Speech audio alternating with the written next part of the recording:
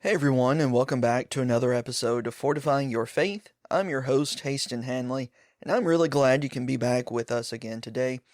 As this week we are going to be continuing studying through our look at going back to the basics, our look at re-solidifying the fundamentals of our faith as Christians, re-solidifying the fundamentals of how we ought to live as Christians. And so, in doing that, we have been discussing some, albeit easy to understand, topics throughout the season. We are going to be asking the question that so many people want to know: who are you?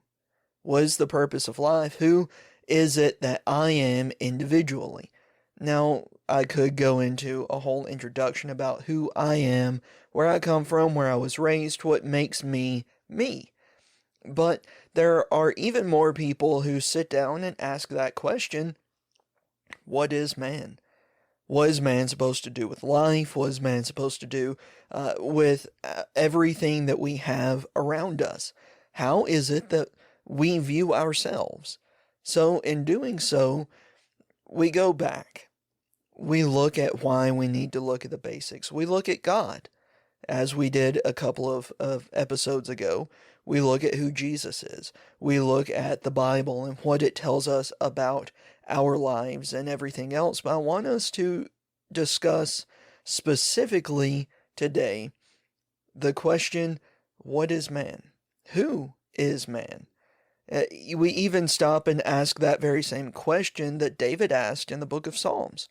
What is man that thou art mindful of him? What makes man so special that we can pray to God and God will hear our prayers?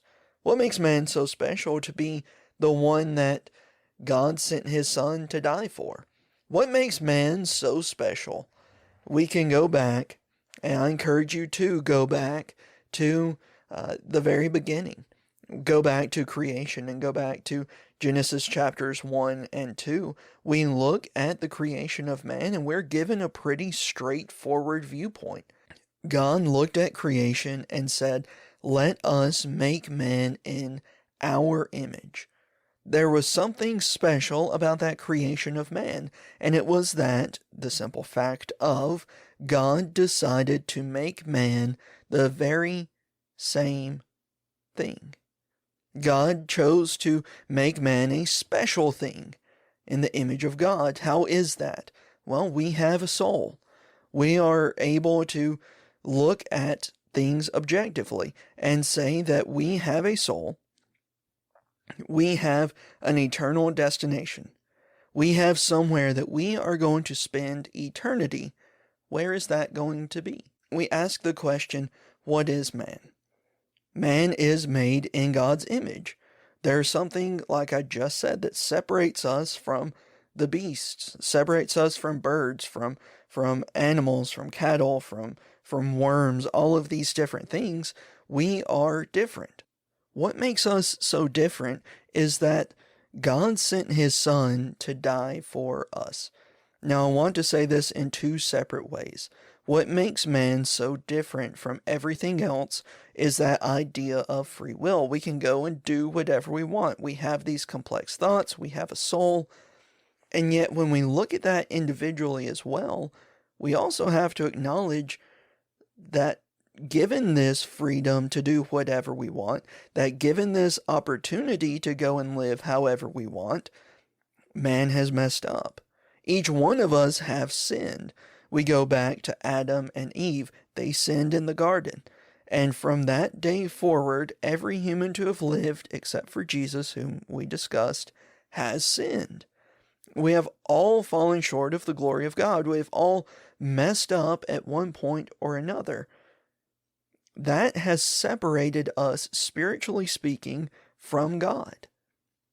That has driven us away from God. And Lord willing, next episode in 2 weeks, we will sit down and we will look at what sin is. But it's the separating aspect. It is the thing that has driven us away from God. God cannot stand sin. Sin is the absence of God, effectively. and it drives us away from God. And yet we have the ability to choose to follow after that. But because each one of us at one point or another have sinned, God sent his Son. God sent Jesus to die for us. He sent Jesus so that we can have hope, so that we can have life, and so that we can live with him. Romans chapter 5 goes into detail that for a good man, some would be willing to die. For a great man, some would dare to die and follow after them to death.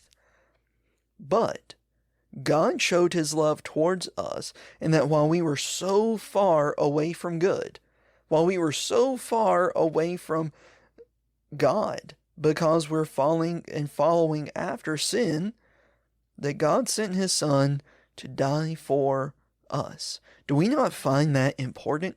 Do we not find that interesting and needed to understand? Because if we don't follow after God, if we don't see that as something that is so important, then we have a massive, massive problem. Because man is different. Who are you? You are made in the image of God. You have at one point or another sinned and turned away from God. God loves you enough that he sent his Son to die for mankind, which includes you.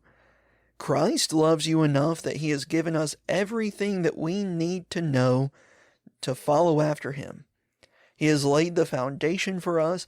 Hebrews chapter 12, verse 2 and verse 3 calls him the author and finisher of our faith, the one who has gone through with it, the one who has given us the roadmap.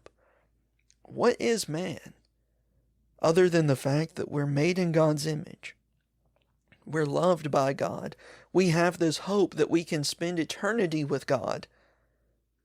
But the fact remains that we have to follow after God. And we'll, like I said, dig into that next episode when we break down what sin is.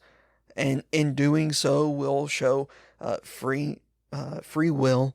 We'll show the need to follow after God and the consequences of sin. But the fact still remains, if we do not follow after God, our life becomes pointless.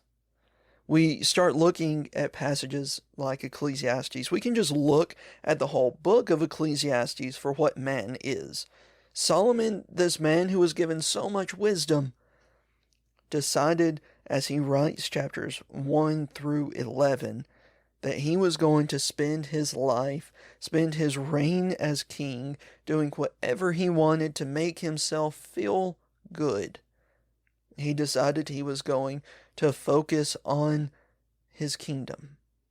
He decided he was going to focus on wealth. He was going to focus on women. He was going to focus on wine. He was going to focus on his servants. He was going to focus on all of these different building projects. And Solomon still said it's pointless. He ended that discussion and he ends that book by saying, let's hear the end of the matter. I have done all of these things. I've messed up in all of these different ways so that you can know the whole purpose of man.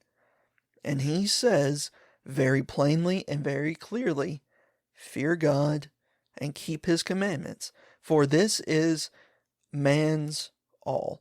This is the whole of man. The King James says the whole duty of man. That's what we're supposed to do, and yet so often people want to spend their entire lives asking, what is man? What are we but, as some people put it, just hyper-intelligent apes? What are we other than someone who is just more evolved than the people who came before us? Or what is man other than the things that we have learned and figured out over time? And yet we wonder why the world has gotten to where it is. Because even Solomon would say, if we don't have God, then we have a God-shaped hole.